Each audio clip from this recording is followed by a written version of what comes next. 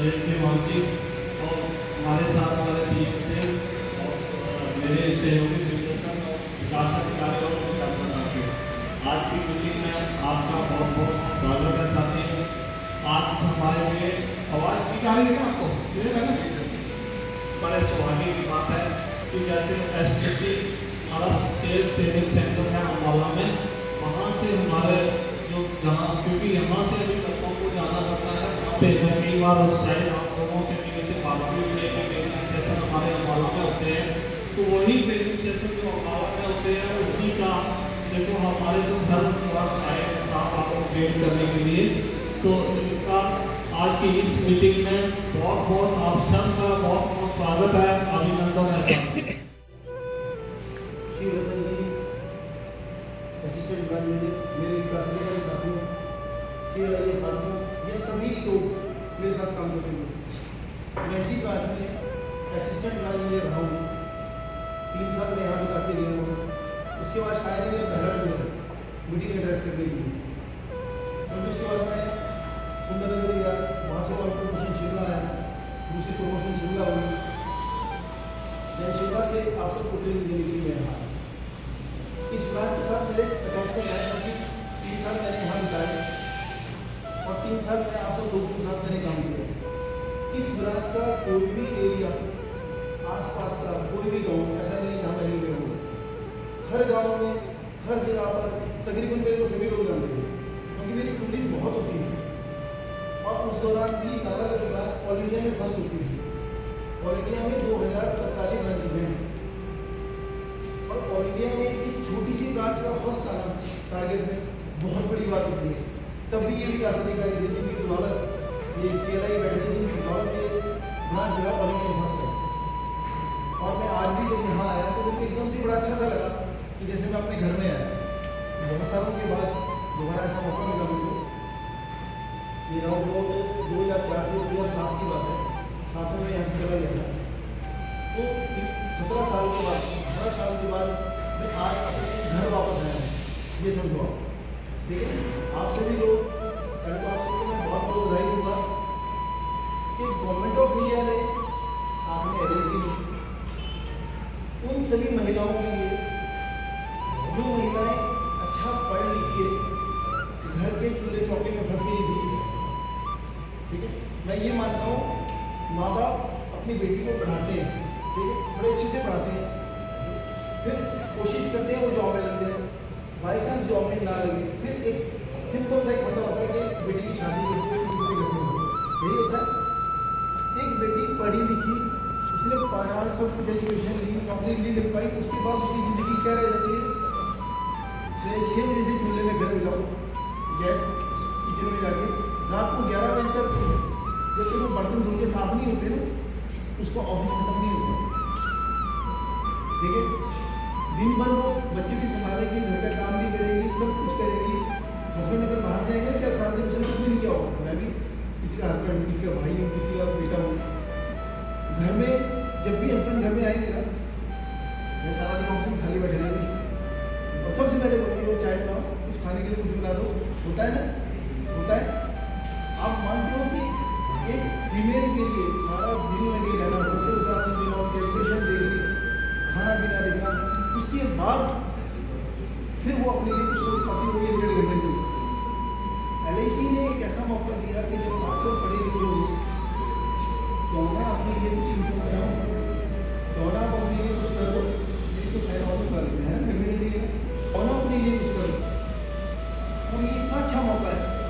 आप में से 40 साल से कम कौन है जो ग्रेजुएट है?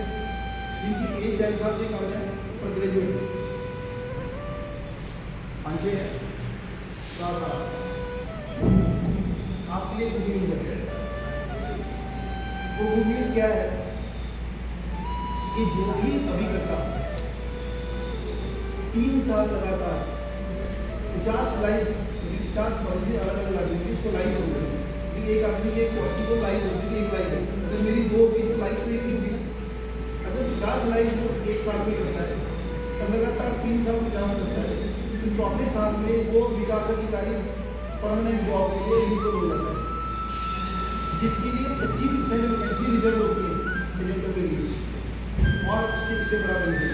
ये जेंट्स भी अप्लाई कर सकते हैं, ये जेंट्स भी हमारे अभिकर्ता है। उसका प्लस पॉइंट ये है कि हर पेपर के लिए 2 एग्जाम होते हैं, एक प्री एक मेन, 2 होते हैं। इसमें प्री का एग्जाम नहीं होता एजेंट के लिए, सीधा मेन में बैठता है और मेन के बाद इंटरव्यू होती है और सिलेक्शन हो जाती है। अभी रिसेंटली पिछला बैच चल रहा है, तकरीबन हर साल या 1 साल के बाद रिक्रूटमेंट हो रही है।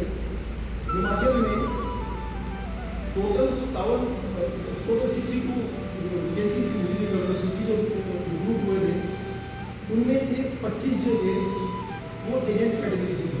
25 आदमी हिमाचल में, टोटल 62 में से 25 आदमी एजेंट कैटेगरी के थे।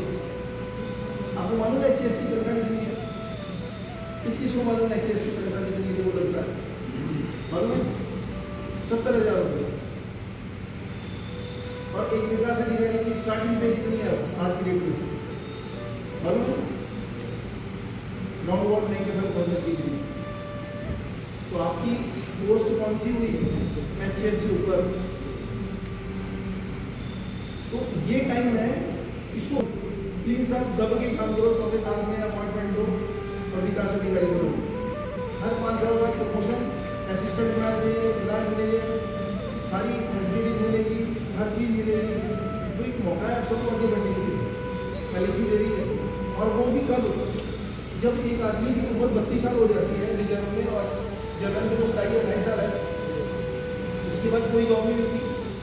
LIC में एजेंट को 40 साल तक जॉब मिलती है, 8 साल एक्स्ट्रा।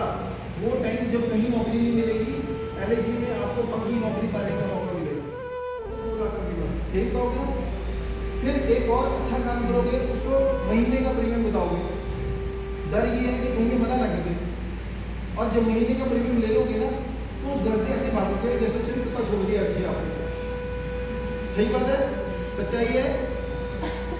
ये आपके अंदर जब कॉन्फिडेंस होगा और आप उसको बताओगे, मैं आज आपको इतना कॉन्फिडेंस दूंगा कि एक महीने का प्रीमियम करने वाला आदमी उसको आप कैसे साल के ऊपर मोड़ोगे, और उसको लगेगा कि अगर मैं साल वाला प्रीमियम लूँगा तो मेरे को रिटर्न ज़्यादा मिलेगी बनिस्बत कि वो जो प्रीमियम महीने का दे रहा है। ये चीज़ें मैं सिखाऊंगा। तो लास्ट में 90,000 की महीने की कमीशन आई है 5%, 90,000 पूरे उसकी पहली कमीशन 90,000 वेरी गुड। दूसरा आपको मैं बधाई दूंगा कि ये कंसर्ट हमारा दिसंबर में शुरू हुआ था। दिसंबर से लेके आज तक, मीन्स 31 मार्च तक हमारी 2043 बीमा सखी लगी थी हिमाचल में। और ऑल इंडिया में हमारे 118 डिवीजन है पूरे ऑल इंडिया में, और हमारा हिमाचल बीमा सखी के प्रीमियम में ऑल इंडिया में फर्स्ट था। उसकी तारीफ हो जाए 118 डिवीजन में हमारा डिवीजन बीमा सखी के प्रीमियम में ऑल इंडिया में फर्स्ट। वो आप सब ने किया, आप सब लोगों ने बीमा सखी में साथ में जितनी हमने रिक्रूटमेंट की, हम ऑल इंडिया में 14 लोग बने थे। देखो मैं वही बोल रहा हूँ, ये वो ब्रांच है जिसने पूरे शिमला डिवीजन को रास्ता दिखाया। कब से लेके आज तक सोना जी ही बैठे हैं। कोई ब्रांच ऑल इंडिया में फर्स्ट नहीं है जो नारागढ़ ने हिस्ट्री रची है, आज तक वो हिस्ट्री रिपीट नहीं हुई है। और जिसमें हमने ये ब्रांच ली थी, हम इकट्ठे थे, शायद 6 करोड़ की ब्रांच थी, और 32 करोड़ की ब्रांच में छोड़ के गए हैं यहाँ पर। आज तक वो टारगेट नहीं पहुँचा है, और आज तक शिमला डिवीजन के अंदर कोई ब्रांच ऑल इंडिया में फर्स्ट नहीं आई है। तो आप जिस जगह पर नोट कट्टों में लेके आते हो, हाँ उसमें हम नोट भी गोली में या बड़े बड़े थानों में लेके आते थे, क्योंकि उसमें नोट सीधे कैश मिल जाता था बैंक से। तो मैंने इतना कैश ढुआया यहाँ पर, गाड़ी की सीटों के नीचे कैश रखा हुआ था ताकि कोई अटैक ना कर जाए। ऐसा काम किया हमने, ये मेरे पुराने साथी हैं सारे, मैंने सब मेरे टाइम में काम किया। तो मैं ये बोल रहा हूँ कि ये एक ऐसा मौका है, और ये एक ऐसी जगह है, इस जगह पे भगवान का एक आशीर्वाद है कि यहाँ पर लोग अच्छा अच्छा कमाते हैं। है लेकिन मैं सब दिखाऊँ क्या चीज़ है। हमने यहाँ आगे इसलिए आगे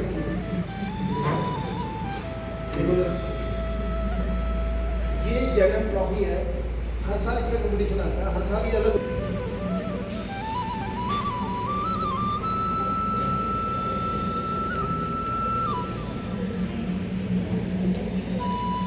आप में से पुराने साथी कौन है?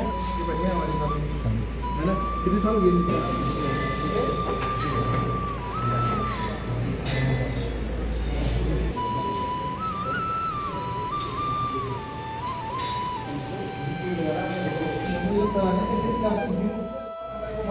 जब भी आप कभी किसी प्लान के बारे में बात करने जाते हैं तो सबसे पहले फीमेल ही मना करती है। तो पहले एक अपना एजम्पशन बना लो कि जब भी आप अब कैसे करना है मैं बताऊं। हमारे पास एक ऐसी प्लान है जिस प्लान में अपनी बेटी का आप किसी घर जाते हो कि हमारे पास एक बच्चों के लिए स्कीम आई है, जिस स्कीम में जो आप अपने बच्चे के लिए करना चाहते हो, बेटी के लिए, आप उसका कन्यादान आज ही कर लो।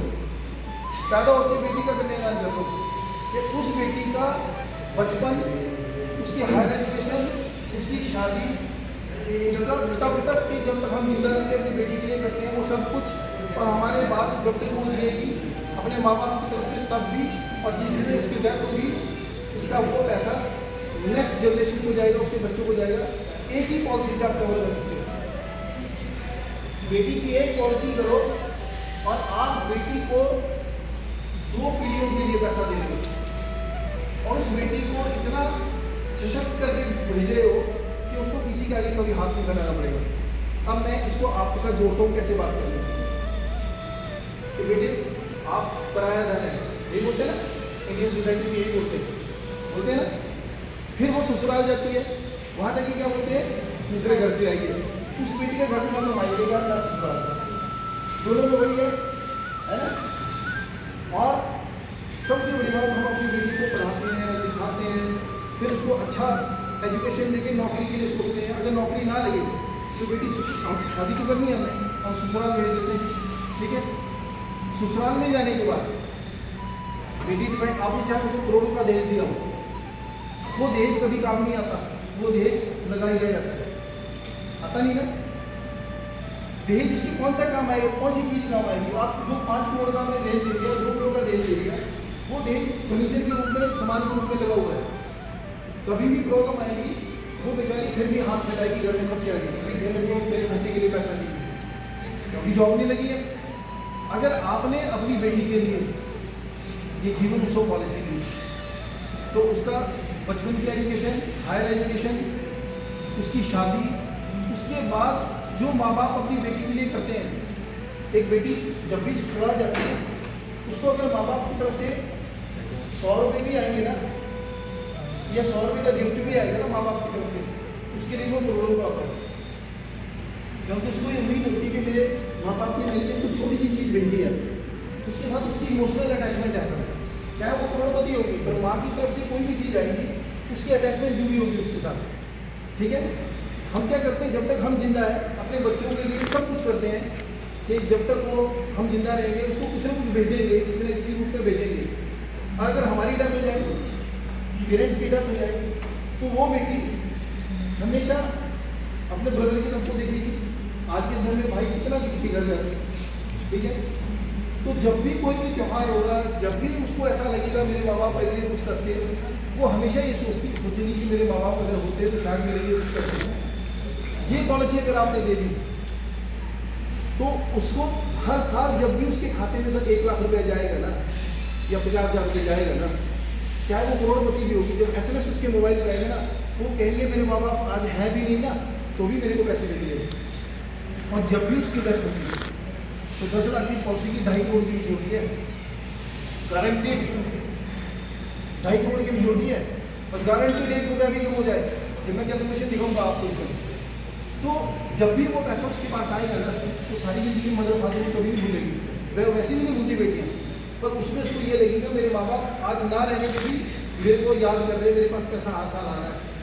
और जब भी उसकी डेथ होगी वो पूरा पैसा उसके परिवार को चला जाएगा। मतलब कि एक पॉलिसी से आपने एक बेटी का बचपन, उसकी शादी, उसकी एजुकेशन, शादी के बाद ये सारे खर्चे, उसके बाद जो आप त्यौहार बच्चों के लिए करते हैं वो आप रहोगे तब भी, ना रहोगे तब भी, और उसके बाद जब भी उसकी डेथ होगी उसके परिवार में इंतजाम करने के लिए सिर्फ एक पॉलिसी है, सिर्फ एक पॉलिसी से, जिसमें आप 6 साल से लेके 16 साल तक कोई भी टर्म में पैसा दे सकते हो। आपने 6 साल पैसे देने, 7 साल देने, 8 साल देने, कस्टमर की मर्जी है। ठीक है, आई में थोड़ा टाइम ज़्यादा नहीं हुआ क्योंकि पहले इवेंट का लेक्चर ना बता देता, मैं भी बीच में रोक रहा हूँ। तो फर्स्ट ऑफ ऑल आप तक जैसे आपको पता कि दिसंबर 24 में आपने यूनिवर्सिटी के डेवलपमेंट शुरू हुई थी, अभी रिसेंटली हुई है। पानीपत में PM मोदी जी ने इसका उद्घाटन किया था 9 दिसंबर को। उसके बाद से अब तक हमारे डिवीज़न में बहुत सारी यूनिवर्सिटीज अपॉइंट हुई हैं और हमारे डिवीज़न में ऑल इंडिया में FPA बेसिस पर टॉप किया था। 12.5 करोड़ यूनिवर्सिटीज ने फर्स्ट ईयर के लिए इनकम दी है और ये ऑल इंडिया में टॉप बिजनेस है। हमारे शिमला डिवीजन में, हमारे शिमला डिवीजन में इसमें 21 ब्रांच है, 21 ब्रांच है। ठीक है, तो इसका मतलब है कि शिमला डिवीजन इस मामले में अग्रणी नहीं है। 1956 को रजिस्टर कराई थी, उससे पहले प्राइवेट बिजनेस हुआ करता था। 100 कंपनी थी बॉम्बे हाउस इंश्योरेंस का, लाइफ इंश्योरेंस का। हम सिर्फ लाइफ इंश्योरेंस का बीमा करते हैं, जनरल इंश्योरेंस अलग सेक्टर है।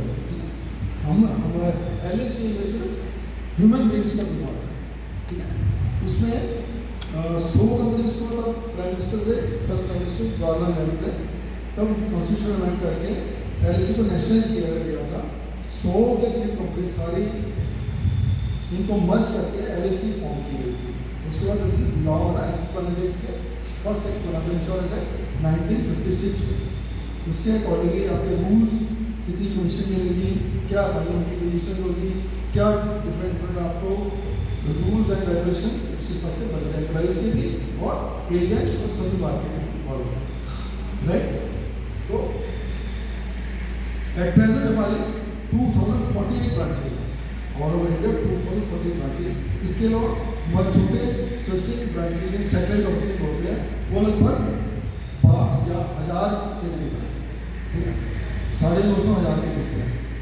ठीक है, और इसके अलावा हमारे जो कार्य प्रणाली होती है, रूट लेवल ब्रांचेज में काम होता है, जहाँ पे आपकी अपॉइंटमेंट होती है, उसका फिर डिवीजन ऑफिस का कंट्रोलिंग ऑफिस होता है जो शिमला है।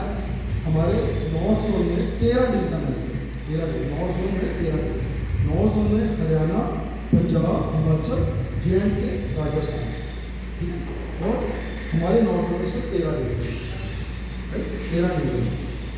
तो और लगभग आपकी ये हमारी कार्य प्रणाली है, जिस हिसाब से हमारा काम चलता है।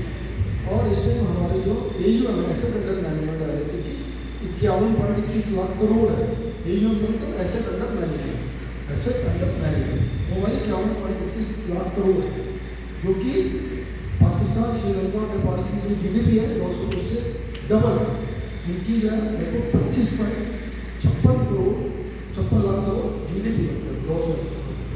मीन्स के भैया हम एक बड़ा साम्राज्य है, इतनी हमारी कैपेसिटी है, इतनी हमारी कैपेसिटी, और हम 98.14% जो बेहतरीन भी पे कर सकते हैं। जो पेमेंट्स कोई भी LIC की पेंडिंग नहीं रहती है, जिसने भी बीमा किया है, जिस पर्पज से किया है, उसका कभी पैसा मरा नहीं है। हम लोग क्या करते हैं, जिसके पैसे पेंडिंग पड़े हैं कोई क्लेम्स के, उसको घर घर जाके फोन के थ्रू या जो हमारे मास्टर उनके एड्रेस होते हैं उनके थ्रू एक पैसा उनका चुकाते हैं, कोई पैसा पेंडिंग नहीं रहती। क्योंकि गवर्नमेंट ऑफ इंडिया की एक सॉवरेनिटी है, सॉवरेन एक्ट है। सॉवरेन एक्ट बोलता है कि जो पैसा इंश्योरेंस पर्पज से गरीब या जितनी कैपेसिटी हिसाब से किसी कराया है, उसको पूरा बेनिफिट मिले। बैंक से लोग रखते हैं, करोड़ों पैसा रखते हैं FD की शेप में, आगे की उनकी सॉवरेन गारंटी है 5 लाख की, जो 2021 में चेंज होगा। और हमारी सॉवरेन गारंटी फुल अमाउंट है, तो उसके करोड़ रुपया, अरब रुपया जो भी लाइबिलिटी है वो गवर्नमेंट ऑफ इंडिया की लाइबिलिटी बन जाती है। ठीक है, कि वो देना ही देना है। अगर LIC बाई चांस नहीं दे पाती तो गवर्नमेंट ऑफ इंडिया उसको दे। ठीक है, क्योंकि गवर्नमेंट ऑफ हम we are the part of government of India. हमारी government of India semi autonomous body है, तो उसमें जितना भी लाइबिलिटी है, जो क्लेम देती है, उससे फंड जो क्रिएट होते हैं, वो सारी लाइबिलिटी गवर्नमेंट ऑफ इंडिया अपने ऊपर उसका ले लेती है, उसका पूरा जिम्मा सोवरेन एक्ट सेक्शन 37 एंड 37 उसमें उसके अकॉर्डिंगली सारी रिस्पॉन्सिबिलिटी अगर पॉसिबिलिटी है जितना भी है हमारा जो भी मेच्योरिटी या सर्वाइवल बेनिफिट या डैक्टिन का जो भी पैसा है या लोन का जो पैसा है कोई भी रेलिटी है एलआईसी की तो अगर एलआईसी नहीं दे पाएगी तो गवर्नमेंट ऑफ इंडिया उसको देगी। जैसे बेटा है आपने बात कैसे करनी है, पॉलिसी मांगनी नहीं है। जो आज एफडी का रेट है वो गारंटीड हमारे पास है, अगले 100 साल तक एफडी का रेट गारंटीड है और 10% रिटर्न वो एक्स्ट्रा, ठीक है। और इस बेटे के लिए हायर एजुकेशन मिलेगी। बेटा जब बिजनेस करना चाहेगा उसमें एक प्रोविज़न बिजनेस के लिए क्या है, कैपिटल का प्रोविज़न हो जाता है। और जब भी वो बच्चा जब तक हम रहेंगे उस बच्चे को ज़िंदगी भर के लिए एक तरह का आपने गिफ्ट दे दिया कि हर साल हम रहते रहते उसको पैसे जाएंगे और आपके ना रहने पर उसको पैसे जाएंगे, अपने माँ बाप को कभी नहीं भूलिएगा। क्योंकि जनरली क्या होता है, मैंने मेरे पास 5 करोड़ की प्रॉपर्टी है, मेरे को कुछ हो गया पास जाएगी, ठीक है। बेटा मेरी बढ़िया सी फोटो लगाएगा ड्राइंग रूम में और उसमें हार डालेगा बढ़िया सा, सच्चाई बता रहा हूँ जिंदगी की, ठीक है। यही होता है ना। देन महीने 1.5 महीने के बाद उसको ऐसा लगने लगेगा, क्योंकि जब इकट्ठा प्रॉपर्टी मिलती है ना एक टाइम तक याद रहती है, एक टाइम तक हम धीरे धीरे भूलना शुरू हो जाते हैं। ह्यूमन टेंडेंसी है। आप खुद सोचो अपने माँ बाप को कितना टाइम याद करते हैं, ठीक है ना। एक टाइम के बाद 2 महीने 3 महीने के बाद वो मेरे को तब याद करेगा जब कोई घर वाला बात करेगा या कोई सिस्टर मेरी घर में आएगी या कोई और आएगा तो बात करेगा कि मेरे फादर ऐसे होते थे, उन्होंने ऐसे किया मेरे लिए, इतना सब कुछ दे के गए, तभी याद करेगा। क्योंकि हम अपने माँ बाप को कब याद करते हैं, हमारे को तो माँ बाप को प्रॉपर्टी मिली हुई है, हम अपने माँ बाप को तब याद करते हैं जब कोई श्राद्ध आए, दूसरा के पितृदोष न लग जाए, बस। बाकी आप याद करते माँ बाप को कोई नहीं करता, सिर्फ बेटियां करती हैं माँ बाप को याद, बेटे फिर भी नहीं करते, बेटियां मरते तब तक अपने माँ बाप को याद करती हैं।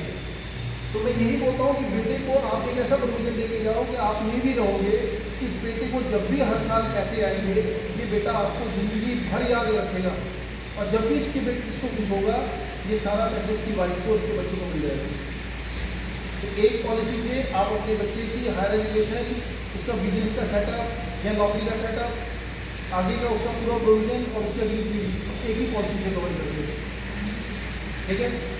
अब तीसरा, उनको बस ये भरोसा होगा कि 4-5 साल उनका कहीं अच्छा रहे, उसके बाद कहीं चेंज ना हो जाए। उनको बोलो कि आप 5 साल पैसे बचाओ, सिर्फ 5 साल पैसे बचाओ, उसके बाद सारी ज़िंदगी लो। देना सिर्फ 5 साल और लेना सारी ज़िंदगी, ऐसी कोई पॉलिसी। एलआईसी की गारंटीड ऐसी पॉलिसी है कि आप सिर्फ 5 साल पैसे दो। छोटा बिजनेसमैन है, उसको बोलो आपका बिजनेस अच्छा चला है, आप सिर्फ 5 साल पैसे दो। एक टाइम के बाद जब आप अपना बिजनेस बच्चों के पास शिफ्ट कर देते हो तब आप एक एक पैसे के लिए मोहताज हो जाते हैं। जैसे मिस्टर सिंघानिया है, बड़े बिजनेसमैन, तो अरबों रुपये की प्रॉपर्टी, और उन्होंने पूरा बिजनेस अपने बेटे के पास शिफ्ट कर दिया। आप गूगल पे भी उसमें भी देखना, यूट्यूब पे, उनको अपने खर्चे के लिए कोर्ट में जाना पड़ा कि मेरा बेटा मेरे लिए कुछ खर्चा नहीं दे पा रहा है। इतना बड़ा फायर उन्होंने अपने बेटे के लिए तैयार करके दिया। तो ये चीज़ अगर एक बिजनेसमैन को बताओ कि आपने सिर्फ 5 साल पैसे बचाने हैं, उसके बाद सारी ज़िंदगी लेना है, देना नहीं है। एलआईसी से पूरी ज़िंदगी 100 साल तक लेगा रहेगा और बाद में अपनी वाइफ के लिए भी प्रोविजन करके जाएगा, ठीक है। ये बात समझ में आई। इसमें प्लान आपने मांगी या बेची, ये बताओ। ये 3 एग्जाम्पल मैंने दिया, आपने मांगी या बेची, बेची ना। आपने उसको एहसास कराया ना कि बेटे के लिए प्लान क्यों जरूरी है, बेटे के लिए क्यों जरूरी है, बिजनेसमैन के लिए क्यों जरूरी है। जब एक बिजनेसमैन को आप बोलो कि सिर्फ 5 साल पैसे बचाने हैं, या एमएनसी जिन्हें प्राइवेट कंपनी, यहाँ सारी कंपनियाँ हैं तो बड़े बड़े एग्जीक्यूटिव काम कर रहे हैं, अगर उनको ये बोलो सिर्फ 5 साल पैसे बचाने हैं, उसके बाद आपने लेना है सारी ज़िंदगी, तो प्लान कौन नहीं कराएगा। हर एक आदमी सोचता है कि छोटे टाइम पैसे दूँ तो सारी ज़िंदगी दूँ, ठीक है। अब प्लान बताओ। ये प्लान है हमारे पास जीवन उत्सव, ये देखो, ठीक है।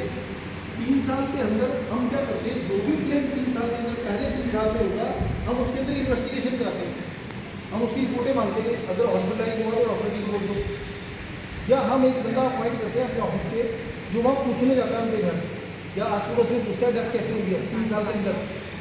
अगर नॉर्मल है कोई दिक्कत नहीं है, वो रिटर्न स्टेटमेंट ले लेता है किसी प्रधान से किसी से भी कि कोई बात नहीं बीमार नहीं था तो उसको क्लेम पूरा मिल जाएगा। अगर ये प्रूव हो जाए कि उस आदमी ने बात छुपाई और वो हॉस्पिटल में एडमिट था या उसको कैंसर पहले से था और उसने जानबूझ के पॉलिसी कराई तो वो फ्रॉड हो गया, क्योंकि पॉलिसी में लिखा होता है कि जो मैं जानकारी दे रहा हूँ अगर वो जानकारी कौन देता है नहीं आप चाहे कोई कर नहीं जनता कौन है नहीं आप उसको चैलेंज कैसे करोगे पॉलिसी को? हम इसलिए चैलेंज करेंगे क्योंकि डॉक्टर जो हॉस्पिटल वाला लिख के देगा ये पहले से बीमार था, हम तो डॉक्टर को लेटर इशू कर देंगे उस वाले को तो तूने मेडिकल गलत आप क्यों उसका किया? क्लेम करने नहीं कर सकते।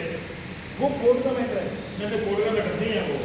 आपने कहा ना जो पॉलिसी इशू हुई नहीं थी, प्रधान ने लिया 4-5 लोग मिले उन्होंने एक बंदे को डेट ऑफ बर्थ सर्टिफिकेट बना दिया, ये बंदा पैदा हो गया और ये इसका नाम है, ये इसके फादर का नाम है, ठीक है।